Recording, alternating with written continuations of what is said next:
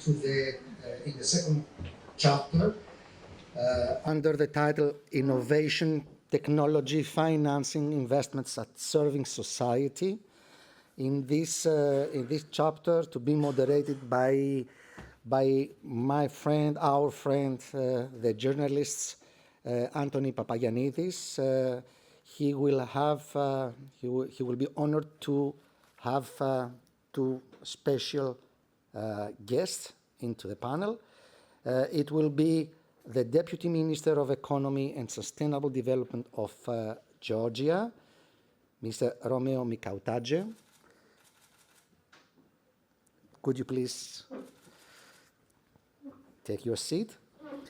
And it will be on behalf of our friend, Deputy Minister for Development and Investments in charge of Research and Innovation, Christos Dimas. It will be the head of his cabinet, Mr. Michael Dritsas. Mr. Dritsas, please, your seat. The Deputy Minister has, it was an emergency, so that he apologizes for not being able to be with us. Instead, his head of cabinet will take over. So, Mr. Papayannides, the floor is yours to remind our distinguished panelists that in the screen to the left, you will have the timer in order to see the time remaining. But I mean, this panel, it has plenty of time, and I believe with Mr. Papayannides, you will have also very, very creative discussion. And Mr. Papayannides, the floor is yours. Thank you very much. So now then, hello, everybody. Coming after a spirited discussion over energy supply and security, to me it had even caused historical dimensions, because we heard the departing ambassador of Turkey. I managed it.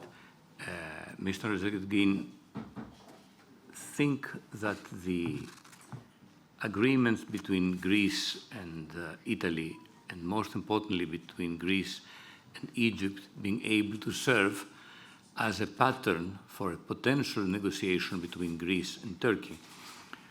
Now I missed it, which is quite important for the time we are living in.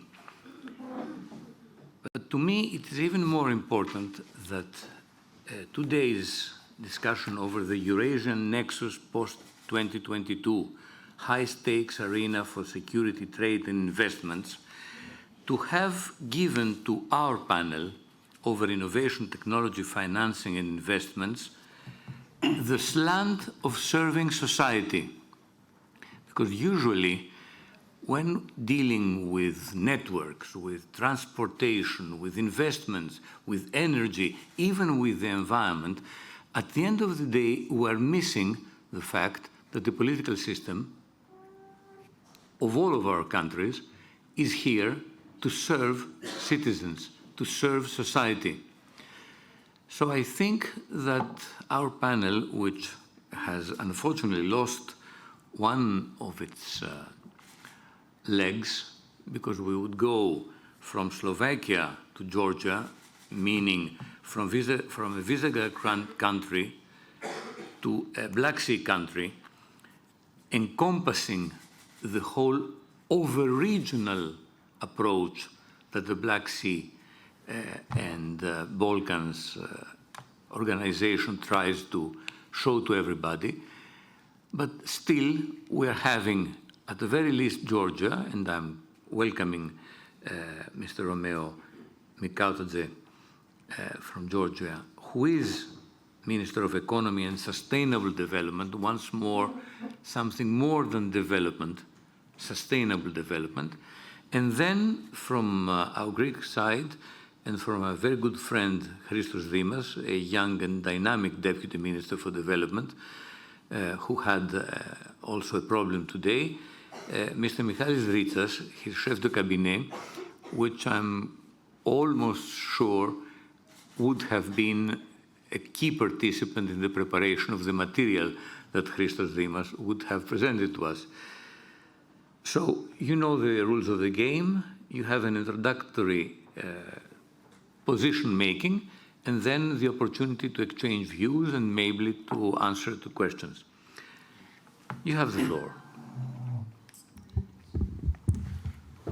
Thank you. Good afternoon, Your Excellencies, ladies and gentlemen. It's a great opportunity to be here. Thank you, organizers, to organize such an important meeting, conference. Yes, the energy security is the main goals, importance today. As you know, in Georgia, Ministry of Energy merged in 2017 with Ministry of Economy and Sustainable Development, and today the field of energy called in Georgia Ministry of Economy and Sustainable Development, and I'm a Deputy of Minister in field of energy. You know, location of Georgia is, of course, high importance because it's like a bridge between Asia and Europe, and we have huge opportunities to be more transit country, and in terms of electricity, of course, and in terms of another different fields.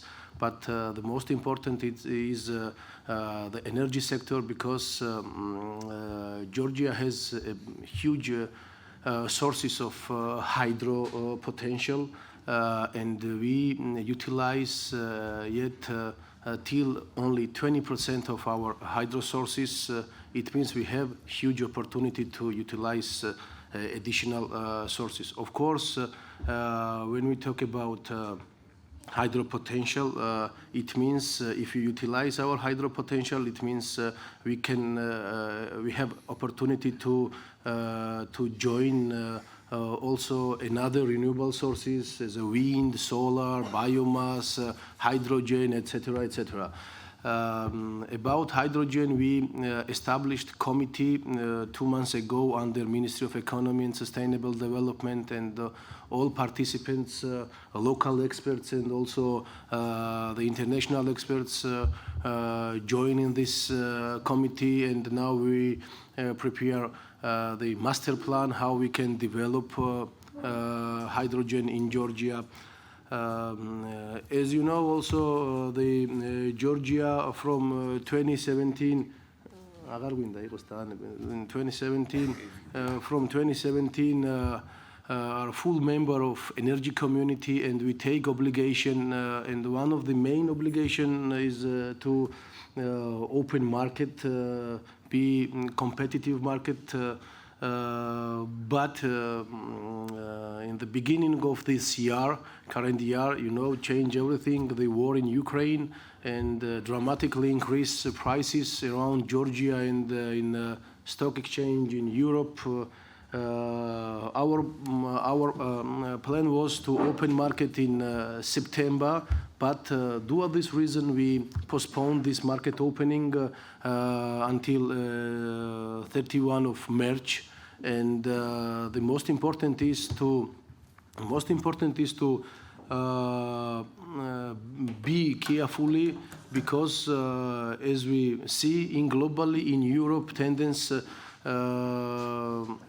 European Union members now are thinking about how they can manage market in Europe. It means we also look what's happening in Europe, and after this we will have more opportunities to open our market with some I don't know, some fixed prices or something like that. But important is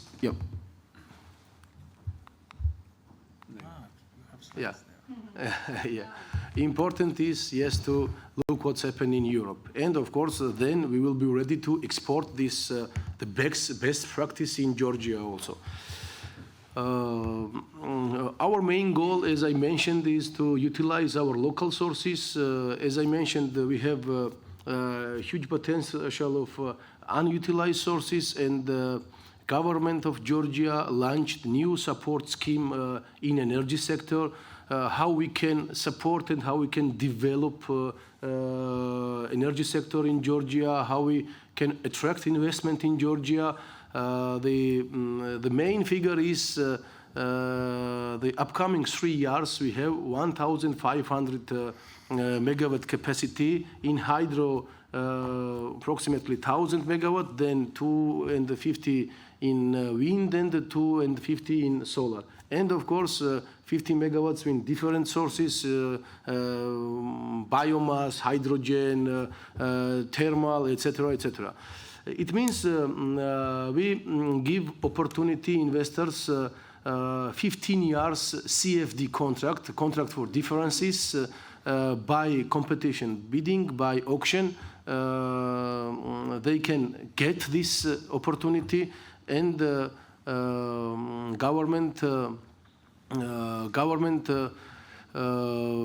give them 15 years agreement, power purchase agreement.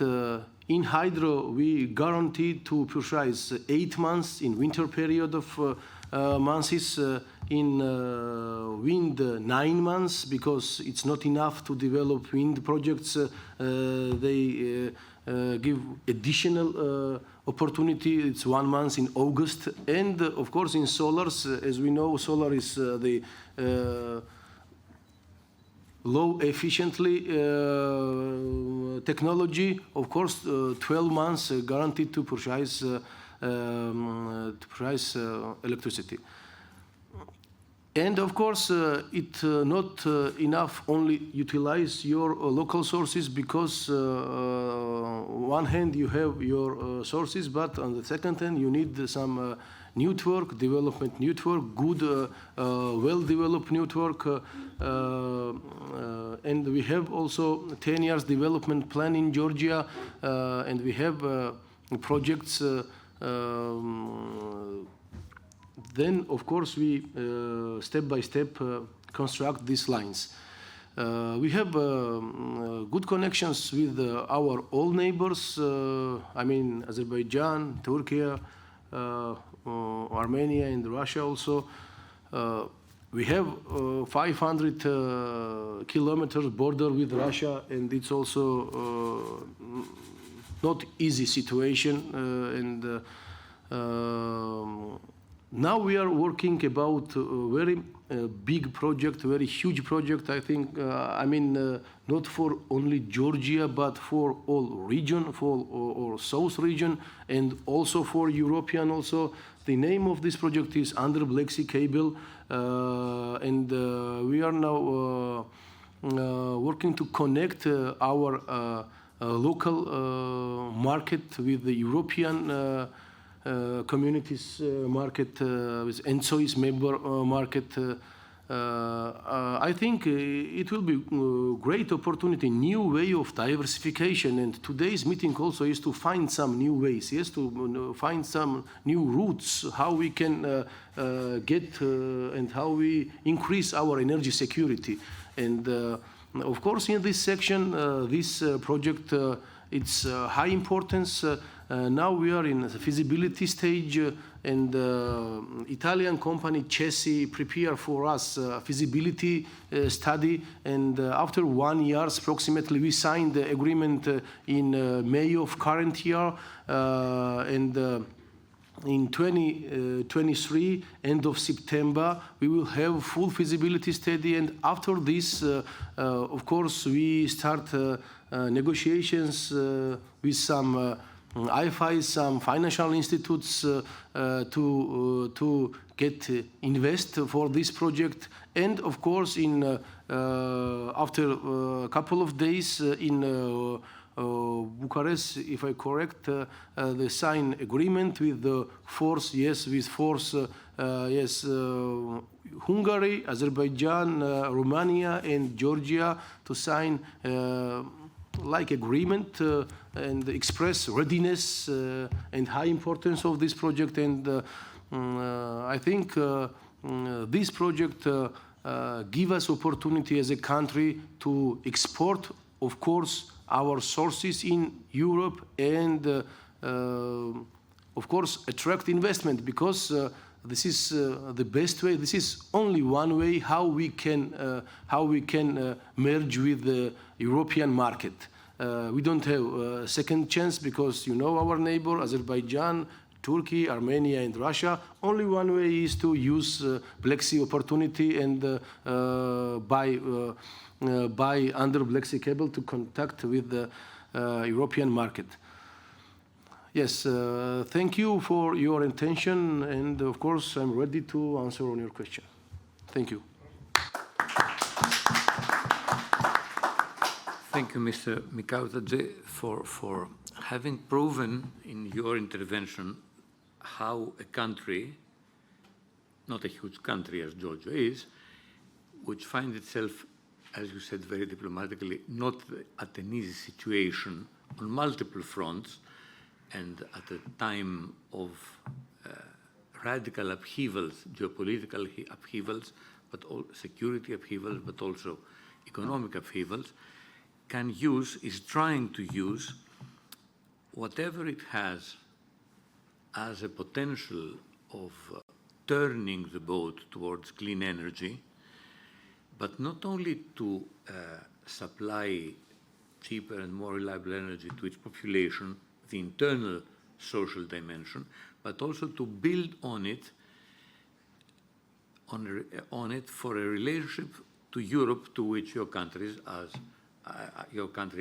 as was the case with our country decades ago, looks both for cultural and security, but also for, let's say, social connection reasons. Georgia is trying to build on this turn of its energy situation as a weapon, as a peaceful weapon of opening up. And this is a very important side for regional, sub-regional, and over-regional stability. I hope we will push forward this aspect in the discussion. But now over, not to Christos Dimas, but to Mikautadze Dritsas, his chief of cabinet, from Greece, meaning the host country, and the country that has been given quite a lot of consideration to all of the regional aspects, and trying to build not only defensive alliances, but let's say positive sum alliances in the region. Mr. Dritsas, you have the floor. Thank you very much, Mr. Papayannides. Good morning, ladies and gentlemen, dear Minister, Your Excellency, distinguished guests. Welcome to Greece, and we're very happy to have you here attending this very important conference for the Balkans and the Black Sea Forum. On behalf of Dr. Dimas, who unfortunately couldn't make it to come here today, he assigned me to represent him a few hours ago, I'm telling you.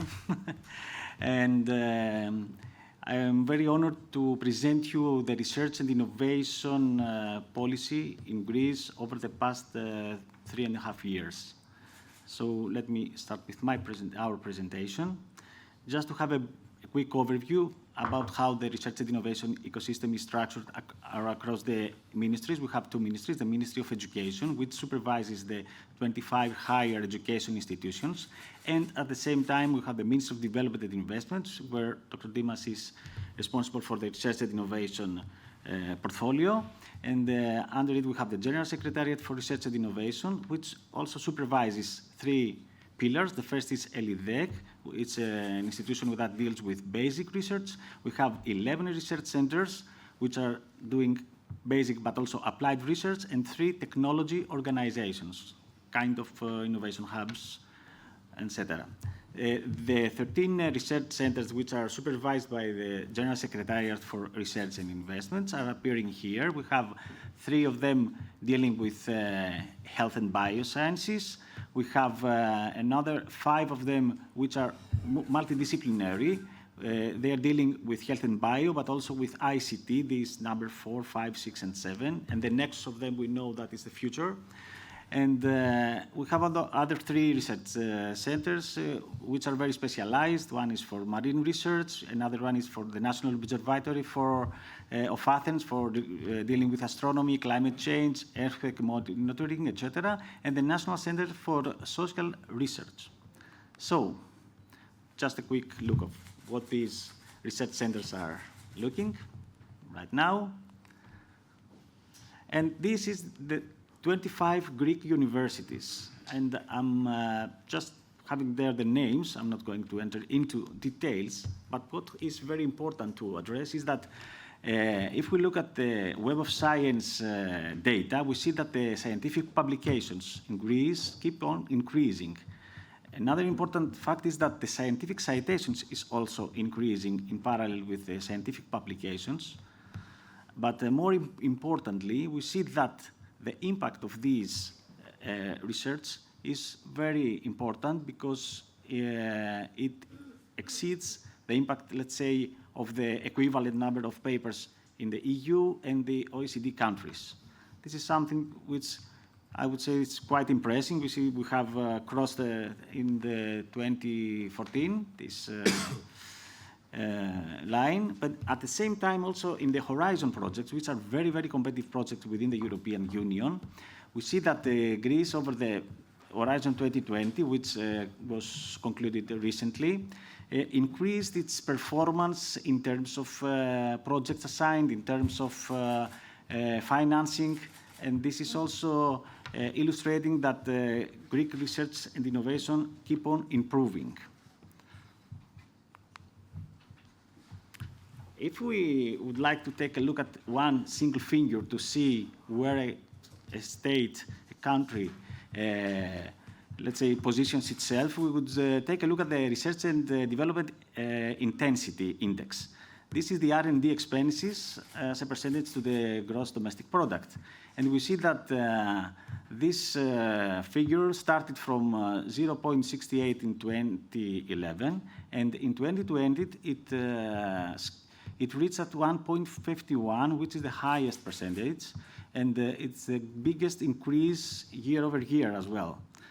And this increase in expenditure is driven by the business sector, and this is very important because always a government has to support innovation and research, but this money have to be leveraged by the industry, and we have an increase in spending from the industry, and this is something that we would like also to point out. So in terms of R&D intensity, the EU average is 2.3% with an aim to exceed 3%. Greece is at 1.51, as I explained earlier, but we have increased our position year by year in terms of this important figure. In terms of the introduction and adoption of innovations among enterprises, based on the recent Eurostat CIS report issued in November, we see that Greece is the #1 country in this respect. This is a very promising figure as well. And if we go to the next slide, this is the European Innovation Scoreboard, which is recently also issued. It is an aggregate index encompassing many, many different sub-indexes. Greece ranks in the 20th position. It's within the moderate over innovators so far, but over the years 2015 until 2022, Greece is improving its rates of innovation. We rank in position #3, which means that in the years to come, we're going to leapfrog. And this is something that we expect to happen in the next few years.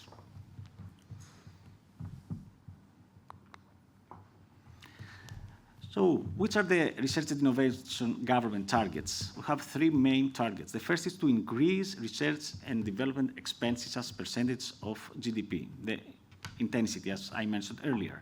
The second is to enhance the linkages of research with the real economy. And the third one is to provide stronger support to the startup and spin-off ecosystem. Let's see some of the measures taken over the past 3 years. The first was to increase the super deduction tax rates for the companies which invest in R&D. This super deduction was increased from 130% to 200%, and is effective from September 2020, and this resulted in a higher investment from the business sector. At the same time, we tried to simplify the procedures and to accelerate the process of clearing these expenses. So Greece now is among the most attractive countries for research and development, and this is something that companies from various countries are looking at these numbers, these incentives, and these schemes, and they are asking questions in order to invest in Greece. Linking research with innovation and entrepreneurship. At this moment, we have a call, it's called Research, Create, Innovate, and we have over 1,100 projects which link research with innovation, because we are trying to bridge the very good research and innovation results with hands-on projects and products and services. We also have the formation of 32 innovation clusters, and at the same time we have also established 11 competence centers. These competence centers are centers which are public-private partnerships, which are dealing with research and innovation transfer and technology transfer mostly. At the same time, we reformed the legislative framework regarding the spin-off formation and growth. We had a very difficult framework. It was scattered among different legislations, and we tried to start something from scratch. And this has had already a great impact, because we see new spin-off companies being formed, because now it's very clear how you can establish your own spin-off and how you can grow it. At the same time, we also provided enough financing to the technology transfer offices. We established two different cohorts. The one is for those which are at the beginning of this process, and the other one is for those which are in a more established stage. And we're trying to provide them enough finance to grow. We have also established our national research and innovation strategy for the new program period from the EU co-funded products. We have these 8 priority sectors you see here: digital technologies, environment and circular economy, and sustainable energy, transport and logistics, culture, tourism and creative industries, biosciences, health and pharmaceuticals, and materials, construction and industry. And of course, last but not least, the agro-food chain. Another initiative that we took is that we tried to map the existing innovation ecosystem with regard to the startups and the spin-off companies of Greece. So we established a registry, it's called Elevate Greece. We have set up a procedure in order to register them, to evaluate them in the beginning and register them. So far we have almost 720 startups, which are operating across 20 sectors. And they employ over than 6,700 jobs. And everything started by giving a national definition of what a startup might be, because a startup is not just a company which started a few years ago, but it has to be disruptively innovative, and it also has to be scalable. And these are the two basic criteria.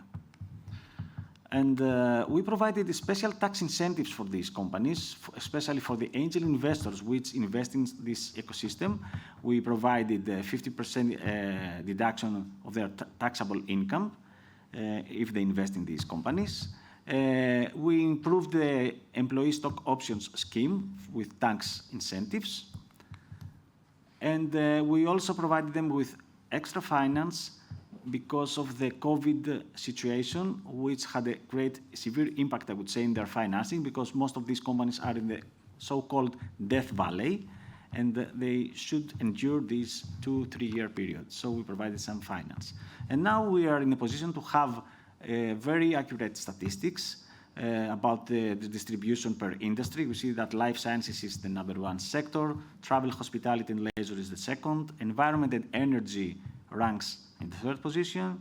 Advertising, marketing also is equal with the previous one. And then agri-tech, food tech, data analytics, retail tech, e-commerce, manufacturing, fintech, education. These are the numbers so far, and this is also in terms of technologies that they employ in order to be so competitive and innovative. I'm not reading them, just to have a look at this slide, and I'm moving on to the second one, to the next slide. We also have very good information about the sources of funding. We see that venture capital funds account for 66% of them, and the second one is comes from actually self-funded, we would say. Angel investors also follow, some loans, and some other sources. I already talked about the new legal framework for spin-off companies. So this is something that we expect that in the next few years we will see more deep tech spin-off companies being pioneers in not only in Greece but also at the European level. And another initiative that we took is that we started 2 big innovation hubs. The one is in Athens. You see here a picture of an old factory which is going to be revamped or demolished in some places of it and establish a new innovation hub. It's called Chropi here in Attica. And this is a co-creation space where big tech companies with spin-off startups and labs from the universities will coexist and will create a very highly interactive research and innovation hub. At the same time, we are also establishing at Thessaloniki the Thesin Tech, which is a very, very big innovation hub, not only for Thessaloniki region, but for across the Balkans. It's we will have there many R&D centers of the region, big companies, and the collaboration among these actors will yield very important results. It is an area very close to the airport, the national airport, 760 acres. So you can imagine how big and what an impact it will have. We have a representative here who will explain us more in another speech, I guess.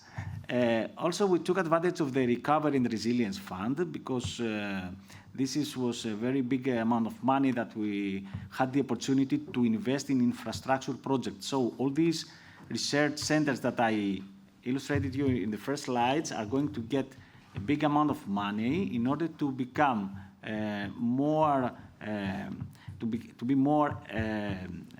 equipped in terms of research and innovation equipment, but also they will be going to be expanded, refurbished, and to be more streamlined with the developments in the international front. The amount of, also aside from this amount, we also have some money for Horizon 2020 Seal of Excellence project. We are also investing in basic and applied research. At the same time, 50 million are addressing a system which has to do with safety and security issues. And another amount of money is going to target the extroversion of the research and innovation ecosystem of Greece and some other also projects. Thank you very much for your attention. I'm here to answer any question you may have.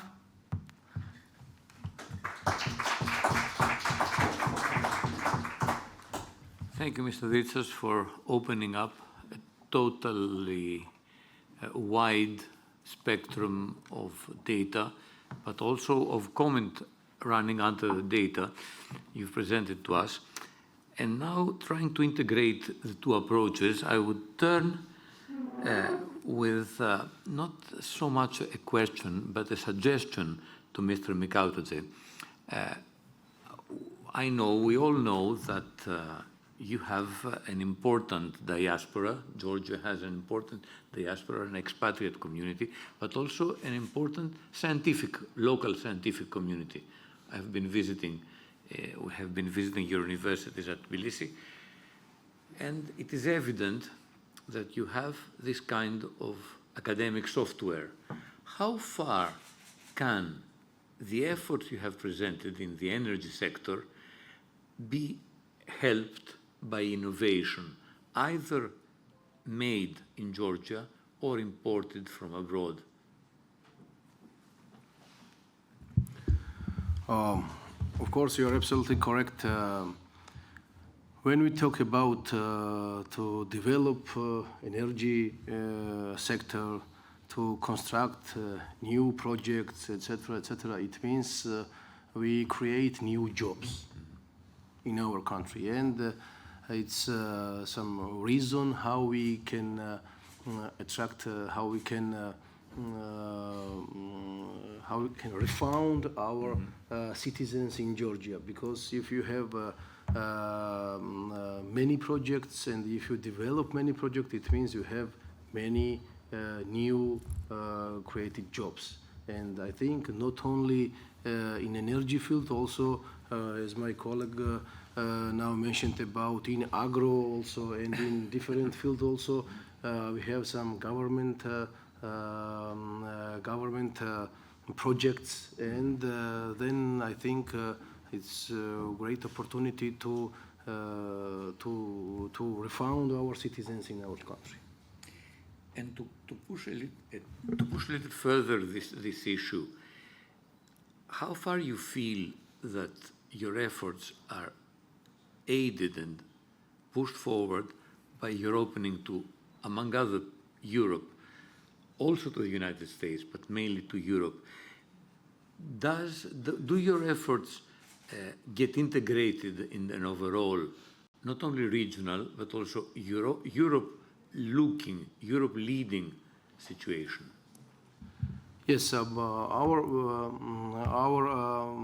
hopefully, of course, we think not some 10 and 15 years. It's, I think, range of 5 years, and also the project timeline is from 3 to 5 years, and then I think maybe not 100% utilize the project on time, but more or less 5 years is time when we expect some effort from this. Over to Mr. Dritsas for a first almost focused question. In his presentation of the wide dispersion of efforts done in both research and technological applications, he mentioned several fields of regional importance, especially so of regional connectivity and energy connectivity. Do we have know-how? Do we create know-how? Or do we use European or world know-how in Greece these last years? Thank you very much for the question. As you know, science is an open issue. So the results which are coming out from research and innovation projects, most of them are widely available. There is only one exception when you have to establish a patent first, to file a patent, and after the patent you can publicize all the research and innovation results, widely publicized, so anybody can have access to them. So here in Greece, we are starting to check the data of our research and innovation and see if we can establish patents, because this is the very first step. And afterwards, everything can be widely open to everybody. So there is trying to shift this approach, and this is why we paid attention also to, based on the excellent research carried out here in Greece, to see how we can move to innovation. And all these actions that I illustrated previously are talking about the same issue. How you can, let's say, take advantage of these results and use them for the society, for the wider public, and for Greece and for Europe as well. In terms of Europe, we cooperate, we have many cooperative projects within the horizon. So we also have an excellent performance in these projects, and all these results are available for the whole European Union, of course, countries. At the same time, we also cooperate with other countries. Greece, for instance, cooperates in research and innovation issues with Israel, with Germany. Now we're planning to cooperate with the United States. We cooperate also with China already, and we are going to keep on cooperating with them. So this exchange of research and innovation projects across common challenges with regard to the two countries is a very important field for cooperation, I would say. Mr. Mikautadze, Mr. Dritsas brought in a peculiar way an issue I was thinking to putting to you. I asked you before, what about cooperations, either in the energy sector, more specifically, but moreover in the development efforts with Europe? What about the relations of Georgia with either the United States or China? I mean, the other side of the globe. Are you active in that? Do you feel close to these relations? Yes, of course. Our strategic partner, I think, is United States of America. And as I mentioned, our country located between European and Asia, like bridge, and we're trying every day to use this corridor and use opportunity. Of course, it's not only in energy, it means also in transport, in other fields. This is our country is like hub between these two continents, and yes, and we use, of course, the strategic partnership with the United States of America. We are in very close cooperation. We after 2017, as we get fully member of energy community, after this we harmonize our legislation also with Europe, and to approve many bylaws in energy efficiency in different fields, and we hope and we think we will be more and more close with Europe and also with the Americans. I would like to monopolize the floor, but is there any question? We could have one or two bits. Ambassador.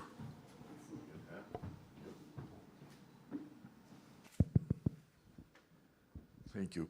Well, I have two questions, actually. One for Minister, your surname, sir, is unpronounceable, so I'll call you Minister Romeo, and Mr. Dritsas. The first one is, you just mentioned your relationship with the United States and with Europe. I would like to ask, we have recently read, because of the circumstances, that a huge number of Russians have fled into your country. They're talking about hundreds, I mean several thousands of people. And I would like to ask if this huge number of refugees, which one could say might stay in your country for a longer time than you think or you even desire, I don't know, because they left their country for very obvious reasons. Is there any economic, financial dimension to this huge presence of young Russians, able Russians, who could, let's say, offer to the economy of your country? How do you approach this issue? And then the question to Mr. Dritsas is that you painted the picture which we all know, that Greece has become very attractive for investments in high-tech, in innovation. In fact, we read about it every day. Multinationals have started investing in our country. One of the, let us say, advantages we are expecting from this new investment is that we will reverse the brain drain to brain gain. Do you have any indications of such a change taking place? I mean, we do attract foreign companies to invest in Greece. Do we also attract Greeks from the diaspora to come and work in Greece with better salaries and better conditions than it was some time ago? Thank you, Mr. Moderator. Mr. Mikautadze. Thank you for your question. Yes, first of all, let me explain the situation. not only from Russia. Not only from Russia, we have many citizens from Russia, from Ukraine, from Belarus, and Georgia is famous for hospitality. I think we have good reason why these citizens are coming in Georgia. If we take, for example, 3 years ago in 2019, number of visitors in Georgia, yes, it was around 9 million people. But of course, today we are very far from this number, and now we are in middle of 9 million, yes, five and more, approximately 6. It means I'm not ready now to tell you how many Russian citizens are in Georgia, but it's not only Russia. It's around our country, neighbors, of course, and Ukraine, and we support Ukrainian people in Georgia. We create the school section in Ukrainian language to support Ukraine. We sent to Ukraine many goods, in humanitarian goods, and now 2 or 3 days ago, our Prime Minister, head of government, mentioned a new initiative, and now we are working to purchase generator for Ukraine. It means we are in a correct way. Of course, with support our strategic partner, it's very important, not only United States of America, but also in Europe also, and we are trying hard to be more close with Europe. Of course, in this period, yes, USAID and all other organizations help us to develop country, to develop some field of not only energy in different fields also, and thank you for this to Europe and to America, because your field and your effort in development of our country, it's very high importance. And we know this, and also from our side, we will be correctly to relationship with our strategic partner. Thank you. Mr. Dritsas. So, it's an excellent question. We all know that over the 10-year crisis in Greece lost approximately 400,000 of its brain capital, I would say, to other countries because they were seeking for better jobs, better opportunities. The fact is that over the past 3-4 years, we see that there is a brain reversal. There's a brain gain. People are coming back. They are working for big companies, international companies, but not only them. Also for the Greek companies, because they see the potential of the country. It's not just because of the big companies like Cisco, Microsoft, Google, Amazon Web Services. When we cooperate with these big companies, I must admit that we meet many Greeks who were working for these companies abroad, and now they came here to work in their home country, and bringing also this experience, vast experience, and better understanding of the global environment, of course. At the same time, we also witnessed startups and startups companies which were formed in the UK, in the Netherlands, for instance, and now they have come here in Greece because they saw that the Greek government has a serious potential to help them, and the plan and all these schemes that we provided to help them grow here in Greece. And we have very, very good results in that respect. So I can't give you figures, but the sense, the feeling is that yes, they have a brain gain, and we're very hopefully we'll see more of them coming in the next years. Very interesting to hear from Mr. Dritsas. I have one son working in a scientific field in Germany, and another one, a photographer, trying to migrate to Canada. So I ideally hope that this would manifest in the opposite direction. But is there any other question or issue to be raised? If not, I have a final question for both of you. Georgia, and in a different sense Greece, can attend a conference of the Balkans and the Black Sea Forum.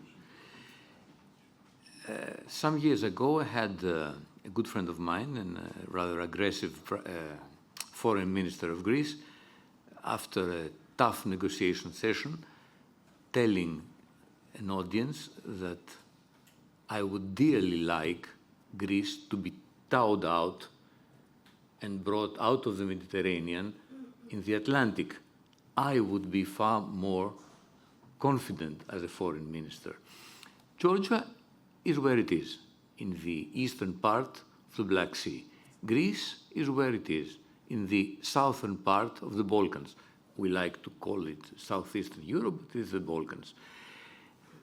Do you find, Mr. Mikautadze and Mr.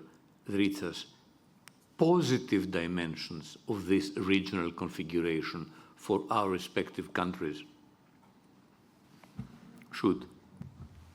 Of course, thank you for the question. Yes, of course, absolutely.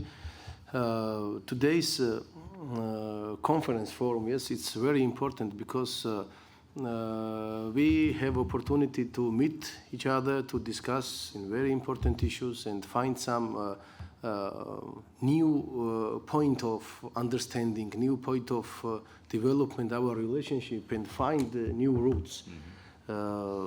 As you mentioned, this last 2 or 3 years, this conference, due the COVID reason, is postponed it, and today we have this opportunity, I think, window of opportunity to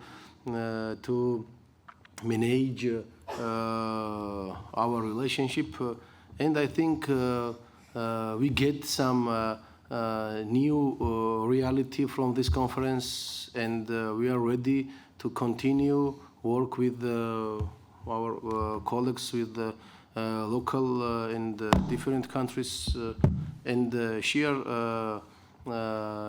our opinion because you are absolutely correct. We are not far from each other, and I think we have opportunity to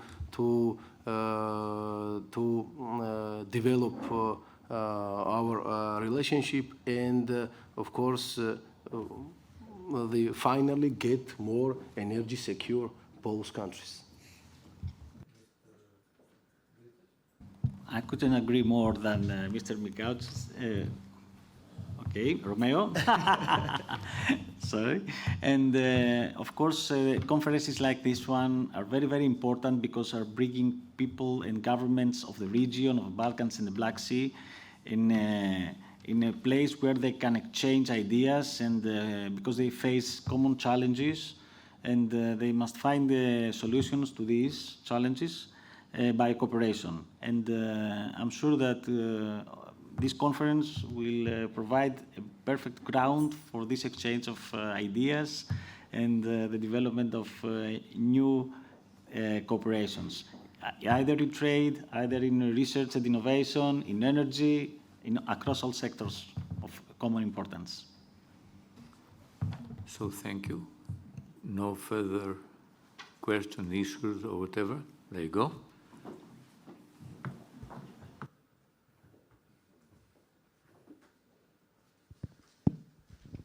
Thank you. Thank you very much. I'm Lazar Comanescu, the Secretary General of the BISEC. I would not rather necessarily raise a question, but I'll try to pick up from what the reactions to your question were. And I would add that conferences like this one and other type of getting together, that may help, and I'm sure that that helps also in, let's say, realizing, understanding that there are many complementarities among these countries. And you refer to Georgia and Greece, but if we look into all the combined region of the Black Sea and the Balkans, we will see that there are quite a lot of complementarities which are not yet sufficiently taken into account. And there is still a kind of a, let's say, tendency to look beyond, to look outside, while there are real opportunities inside the region. And here comes the extremely important point of connectivity among people as well. Thank you. Thank you indeed. A wise comment and a very well-placed point for the next panel to start, but it's starting somehow 1 hour later. And let's hope that this kind of sort of organization of panels and forums next year, with no COVID, hopefully, will happen without an actual war happening some 1,200 kilometers from here or 300 kilometers from the borders of Georgia. This would be, I mean, a blessing for the whole region, possibly for the whole world. So, thank you indeed. Thank you, Mr. Dritsas. Thank you, Mr. Mikautadze. I still try to get your name right. I hope that I've been more successful, yeah. Very close. And thank you, all of you, for your participation and your attention. Thank you.